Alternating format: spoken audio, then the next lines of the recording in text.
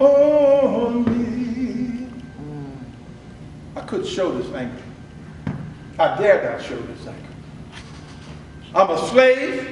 I could read, I could write, I could feel, but I dare not show this anger. The worst I would do would hit the clay. That's the worst I would do. Give me silver, give me gold, but they're not good for your soul. So I would sing, and then I would write, and I would do things like that to take care of myself. I couldn't get back at them. I couldn't do anything like that. But I could make the pots. Now I'm going to show you. I'm going to show you a big one. I'm going to show you one that they still look at today.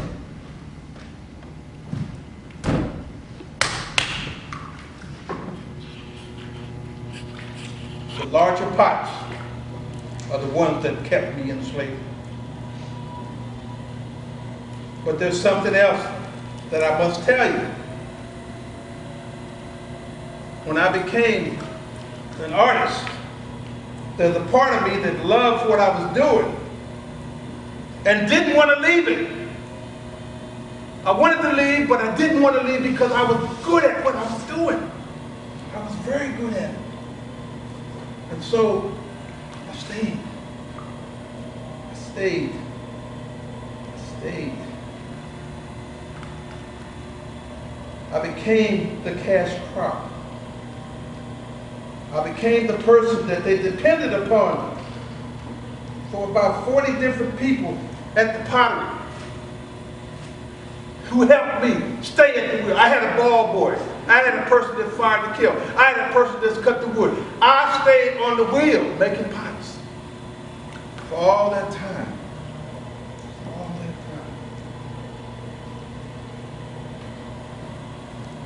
Now the one thing about clay, dirty, nasty, intractable. You can't drive the mules to it, you can't plow with it, you can't eat it. But boy, you can make some pots. But you gotta have workers to do this. And I was the worker. I was the worker. So when I started to make the big old pots, they started to sell them. They started to make lots of money. And I started to think, I come up with little couplets, I make up stuff. I make these pots so fine, and when they're done, they still ain't mine. You gotta know that. That's what slavery is about. Working for someone else. You don't get anything. Because I'm a value slave, so I get a little extra food. They gave us 3 pounds of meat a week and maybe some meals. Maybe I had a little bit more shelter in the cabin that I stayed in. But I never could leave. I never could leave. So I made these big jugs. Get this one going. Now another thing I knew about Nat Turner. I read about it. Nat Turner, a black man who killed a whole bunch of white folks. And he could read and write like I could. But when Nat Turner did his thing, South Carolina passed a law. They don't want nobody teaching no slave how to read or write.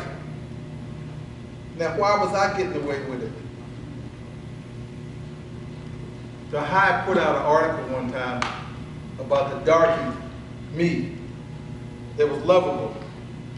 The town would come out to see me make pots.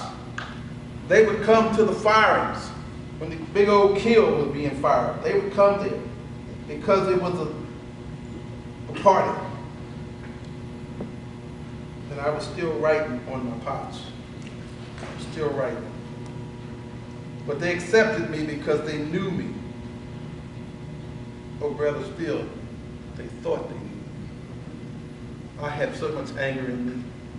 It's impossible. I used to say it one time. I saw a lion and a bear, and I felt the need for grace. Give me silver, give me gold, but they're not good for your soul. I learned and I felt and I did everything I could to overcome the dark night of slavery. Now this one here is 14. You get 14. You can put a lot of meat in here. Get the water out of it.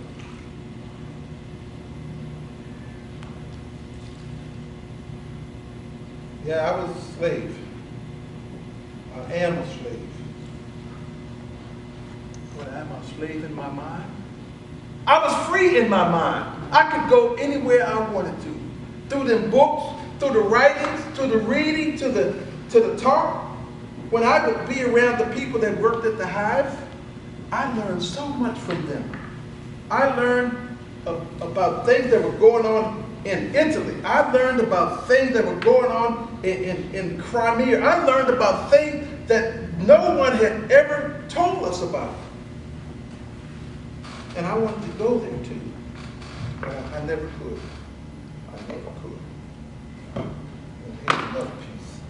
Now this would be a piece that you would put the food in, and you would tie a band around it and set it up. You could have sauerkraut or pork or whatever you want in there. You do that. That's what you did. So now, I told you about the list when I would go. The Dave thing, the thing that I did the most, when I went to the shop, they didn't want me to read or write. But they would leave a note there at the wheel. And I had to read. Today we want you to make 10 of these and 12 of these and whatever. But I was a slave who was literate. And that was the hard thing to deal with. Even though the people that I worked with understood it, the people from the city just thought I was a slave. That's all it was, just a slave. So I would go and do my stuff. And I don't have a ball boy with me today, I'm the ball boy. So now, one of the young ladies in the party would come around and say, I need a bowl. So I would make a bowl. That's what I make. You got to understand, there wasn't no stores around. You were it. Everything that you did, everything that they needed, you made it. You made it. Well, I made it. Now after a while, Dr. Landrum died. And I was sold to Mr. Miles. That's why I said I belong to Mr. Miles for the oven bakes and pot pies. Mr. Miles, we had an unusual relationship. He liked me, but he wanted me to stay in my place. He would laugh with me and talk with me, but he wanted me to keep making those pots. Keep making those pots, you'll be fine. Now, Mr. Miles, this is crazy. Mr. Miles' daughter got married. They gave me as a wedding present. Did I get to go anywhere? No. I had to stay right there, but I was a wedding present to the daughter. It's like, what's going on? You stay there and make pots. That's all you can do. You make pots. But the thing about making pots, and this is what I started to understand. Think about that. I started to understand there was a world beyond where I was living. There were things things going on that I did not even know about or envision. And I began to write. Now, after the Nat Turner event, I stopped writing for a period of time. Dangerous. Dangerous to write now, because somebody might want to hurt my master. Not that I never didn't want to hurt him, but it was a capital offense. They kill you, put you in jail, beat you with 50 lashes. So I stopped doing that. Stopped writing for it. Especially after Lydia left.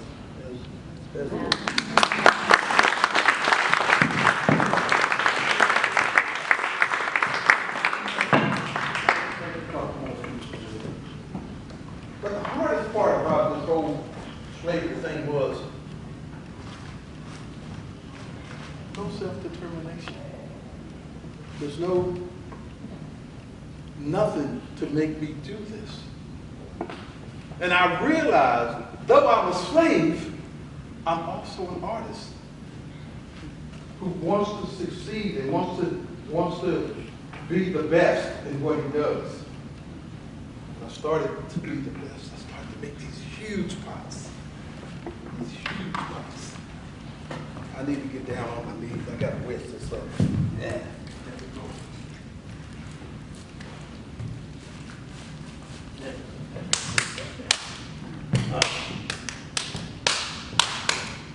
Now, one of the key things about slavery, folks don't seem to understand. Did we fight back? How did I fight back? Well, the one way I fought back was I wrote. I signed my name. My name is on these pots. And I signed my name in the hope that someone would see that and realize there was a person who did this and they are not here, but they left a mark. And I would mark that clay because I learned to read and write. Now I told you, Dr. Landon had a newspaper called The Hive. Now he hired me to help out in the newspaper. And in the newspaper is where I had ink and paper. I would write on that paper and I would practice my letters in that little primer. They had a little primer back in those days. And I would write and write and write. But more than that, you see, I told you early on that slaves wanted to be invisible. They didn't want nobody to know that they knew anything. But I could hang out at the Hive with all the educated folks talking, and I learned so much. I learned big words, and I learned a lot of things. And so what happened was to go from being just a nigger, you know, that's what they call us. They call us a nigger. But I was Dave. I'm Dave. I'm not a nigger. I'm Dave. I'm Dave who can make pots. I'm Dave who you need. Without me, you don't have a pot. Without me, you have nothing. So I would do that for them. But then I did a lot for myself. I learned how to overcome. I learned how. Every time I centered the clay, I learned how to center myself. So I could take the slings and arrows that come at me and not be angry, but use them to do the things that I needed to do to survive one more day. One more day. After Lydia left, or was sold away, I went through a dark period. I still was making pots, but I went through that period where I didn't sign nothing. I just went to work every day, did my thing. I enjoyed, at the end of the day, having a wearboard full of pots.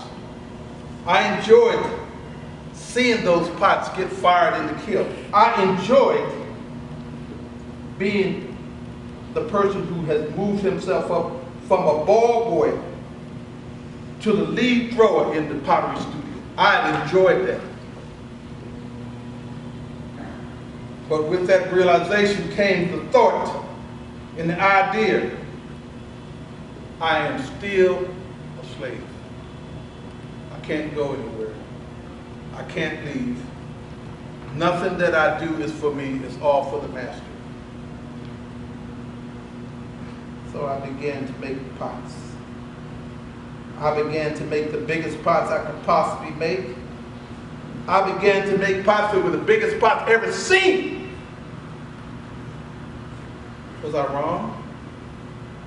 A slave? Trying to be the best at what he did for someone else? I'm still trying to answer that question. I'm still trying to find out what happened to me. How can I overcome not only slavery, but myself? I wanted to be the best. And guess what? I was the best. I am the best. No one can do what I did. No one could take the clay and make it talk. No one could make those pots and make them so form-free and so valuable. I did that. I did that, and I love that. I gotta make this a little fatter. This is gonna be for sauerkraut.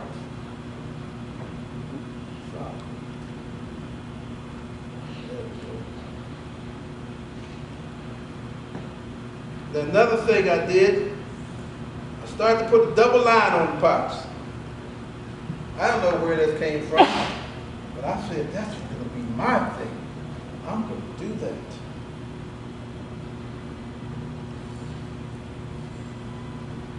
And then at the end of the day, before I would leave, go back to my cabin, cook my little ration, whatever they give me. I never let anyone see me do it. But I would go back to the place that I worked at. I would take a pencil or a piece of paper and write my name.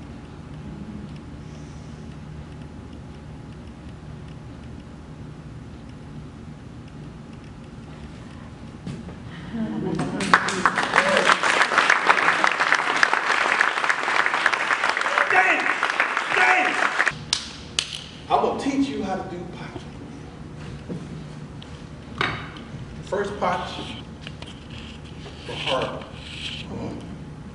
They was like that thick and maybe that tall. They was fit for nothing but either a weapon or a doorstop. That's all.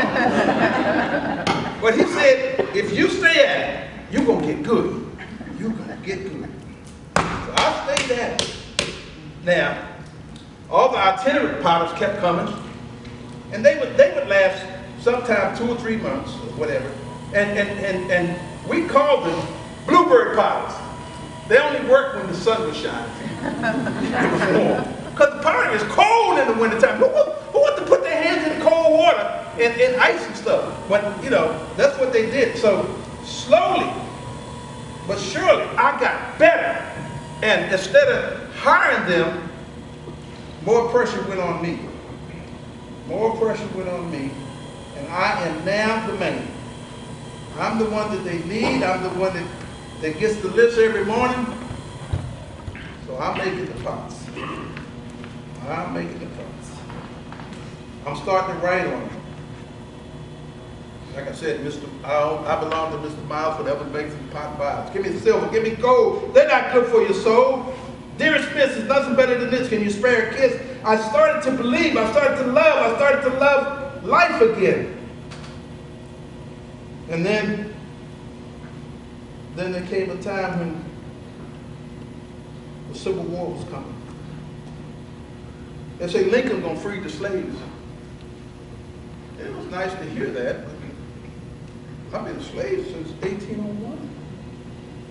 I didn't know how slavery was going to end. I didn't have a clue. All I know was the clay. That's all I knew. That's all I knew. So I kept making pots. I kept hoping that one day I would find someone I could love like I love Lydia and the kids. Never happened.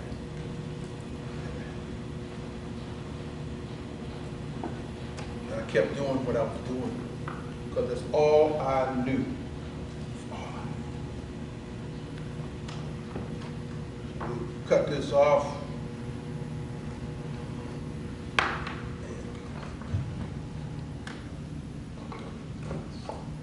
There's another nice bowl.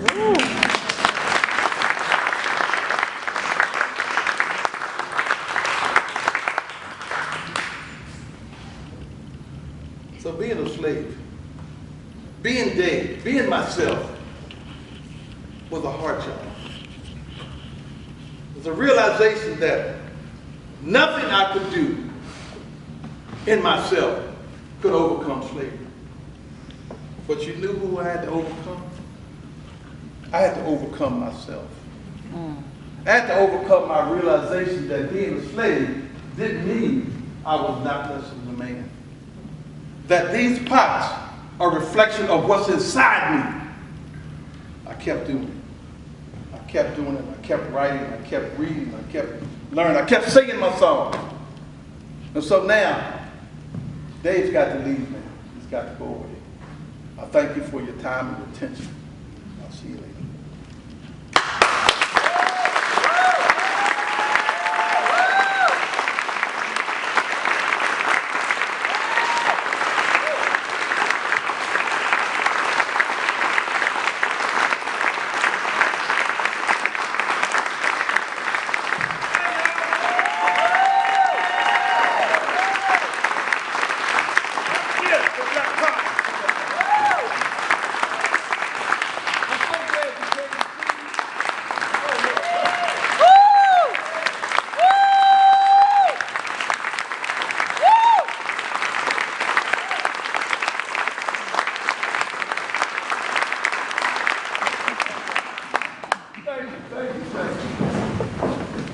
I want to tell you a little bit about Dave and why I've been doing this. Dave, as a young child, I thought that I was the stupidest, most ignorant child ever in the world. I didn't realize that I had a hearing problem. They didn't test when I was in school, so the teacher would be up there going, I thought she was making fun of me. So I would hook her class. That's how I didn't graduate high school. I hooked Miss Williams' class the whole year, and when it came time to graduate, I didn't graduate. So my dad said, "You going to summer school?" I said, "No, I ain't." He said, "You grown, man, get out of here." So I went to the job corps. But going back, the reason why I love Dave is because I think I'm him. I think that part of me, part of the DNA that's in me is Dave. Now scientists are now saying that that's a realization, that we have memories and things in us from our ancestors. Now I do these face jobs because I love it, but Granddaddy McDowell, I was 13 years old, I think it was 1964 or something like that. I was in Spartanburg, South Carolina, and Granddaddy McDowell, and the black folks in here won't understand what I'm saying. When the grown folks are talking, what do? You get out of there. You get out of here. Get out of here. Right. But anyway, they was talking about something called face job. I stuck closer. They let me listen in. Now, Granddaddy was a tombstone maker from Gaffney, South Carolina. And so they told me about the slave. That we have great Aunt Evangelist, 1, 2, 3, 4 times removed, who was a slave in Jamaica who made face job in our family. And he told me that the slaves, one thing I got to tell you, this is my big word for today. In ancestor worship in Africa, voodoo in Jamaica, and Christianity in the United States. Now here's the big word. I amalgamate those words. That's my big word for today. Amalgamation. Combine all those things together. So this is my family is from the islands. Now, this is a sad part. But the problem is, and what we need to do, I'm so glad you're here, because we need to talk to each other. We need to look at each other. We it didn't happen. When the ship left the islands, the sharks would follow because some slaves would jump in the water or they just died. But anyway, so they amalgamate those three religions. Now, ancestor worship in Africa, voodoo in Jamaica, and Christianity in the United States. So they put those three religions together, and it says, oh God, that pretty thing around your neck, your spirit is in it. So when you die, they put that on your grave. So why they put it on your grave? Now the slaves, they knew Jesus in Africa. Before the missionaries got, they knew Jesus. They knew about the one who died on the cross. They knew that. So they believed if the thing was ugly enough, it would scare the devil away from your grave so your soul would go to heaven. That's what they believed. So hence the face joke, the ugly joke, the grotesque joke. Slaves made these things for protection. They made them to honor their ancestors. When I sing, when I do the work that I do it because there's ancestors out there that speak to me. Now, I said a poem that I said about, I make these things all so fine, and when I'm done, they're still not mine. In bed this morning, I told my wife,